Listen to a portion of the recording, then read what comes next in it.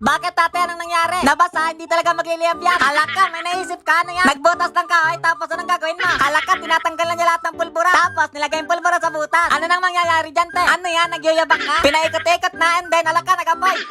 Weh, si ate, kababaeng tao, napakamba. Ano kaya, totoo kaya yung pinakita mo na yan? Gumawa ng apoy gamit kahoy, oy. Sige nga, masubukan nga yung ginawa mo na yan kung totoo. Dagdag kalaman din yan, palagi pa naman ako sa gubat. Pero sigurado yung malang 10, hindi scam yan ha. Baka nakakalimutan mo. Pangalawang beses nang nagkokrush yung landas natin. Nang una, in-scam ako sa mga niyog-niyog na yan. Tapos ngayon, apoy naman. Pero sige, susubukan ko na, cute ka naman. Eto na, kumuha na ako ng kahoy, stick, tsaka pospora. Etong kahoy na hawak ko, chopping board namin yan. Yan kasi ang nadampot ko, parang arang kasi. Oo na guys, butasan muna natin tong kahoy. Dito kasi natin gagawin yung mga apoy-apoy na yan. Iyawa man na, napakatigas naman itong kahoy na nakuha ka. Maliit lang yung gagawin nating butas guys, kasi baka naman magliyab ng sobra. Yan ay kung mag-aapoy itong ginagawa ka. Pero mag-aapoy yan, magtiwala lang kayo sa akin. Alam nyo naman si Renzi Boy, nagkapaan. Okay na guys, tapos ko na siyang mabutasan. And then, ano yung kasunod natin gagawin? Ay, ito naman, tanggalin natin yung mga pulbura. Kasi ito yung magkakos ng fire. Isa-isayin natin to best, madali lang naman to tanggalin. Walang ya, parang nagbabalat lang ako dito. Pero okay na din, para pag may nakakita, isipin lang nun, sobrang sipag naman itong batang ka. Pero ang hindi nila alam, may ginagawa na naman ako kalokohan.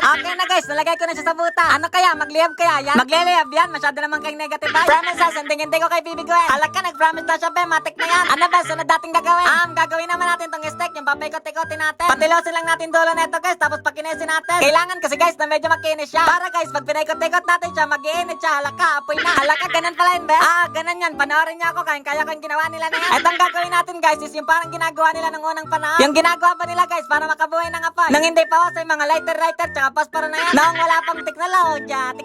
Halaka, okay na guys, nandito na tayo sa final step. Manood kayong mabuti guys, ha. Tuturuan ko kayong gumawa ng apoy. Ganito lang yan, ha. Idedein niya yung dolo, tapos papaikot-ikotin niya. Pero wag niya nagagayahan yung mukha, hindi kasama yan. Halaka, yan na yata guys, sumapoy na. Ay, wala pa pala, kala ko meron na. Wait lang guys, ayusin ko lang, lumalabas yung mga pulbura. Halaka, para naman ako nagpe-painting neta. Okay na guys, continue na ulit. Paikot-ikotin lang natin siya guys, ng paulit-ulit para mag-init. Kapag nag-init na yan guys, matik na yan, maglilib na yan. Pero kailan mag-init yan best, putik na yan. Hindi pala siya ganun kadali guys, walang yan na yan. Para ako naglalaro ng trompo na ito, sana wala makakita. Ang hirap niyang gawin guys, next year yata ito magkakapal. Lumalabas na yung mga pawis ko, wala pa din. Ayan na yata guys. Ano best, meron na ba? Ay, wala pa din, ikot na naman. Hilang-hilo na yata yung stick na gamit mo best. Kakaikot-ikot man. Walang yayan, yung kamay ko pa yata yung unang magkakapal. Sa tingin ko, parang siya yung nag-iinit eh. Tingnan niyo naman guys, pulang-pula na siya. Bakit dan sa video, saglit lang siya nag-ikot? Walang yayan, niloloko na naman ako ng babaita na yan. Sige guys, mga 10,000 ikot pa, mag-iinit na yan. Ayos mo ka kasi best, para mag-apoy na. Hindi yung ganyan, para kasi nangasar. Pagod. Time out muna rin, para nag-apoy na yata yung kilikili ko, iba na nga mo yan. Yung pinang-iikot ko, nakalbo na, nagmukhang lapis pa. Walang yaman, oy, may pag-asa ba kaya ta? Ayan na ata guys, ayan na. Tigil na natin to, walang yan na yan. Tagaktak na yung pawis ko, hindi man lang umapoy. Hindi lang siguro 2,000 ikot yung ginawa ko na yan ha. Bahala yung paggawa ng apoy na yan, bibili na lang akong gasol. Pag ganyan yung apoy na gagawin ko, maghapon na lang, hindi pa ako nakakasindi niyan. Bakit kasi pinakita na naman sa akin yan? Walang iya yung si ate, favorite talaga akong iskamin ha. Okay na yan guys, ang galing ka na. May natutunan ba kayo sa akin ngayong araw? Pa-comment lang ako dyan sa baba guys kung kailan nyo ako babanatan. Pati nga ako, wala ako natutunan sa ginawa ko na yan. Bakit ko ba kasi ginawa yun? May lighter tsaka posporo naman dito sa bahay. Pero dyan mo na, nasa ulit talaga yung paglololo. Ingat kayo guys. Nya, tuping sa akin.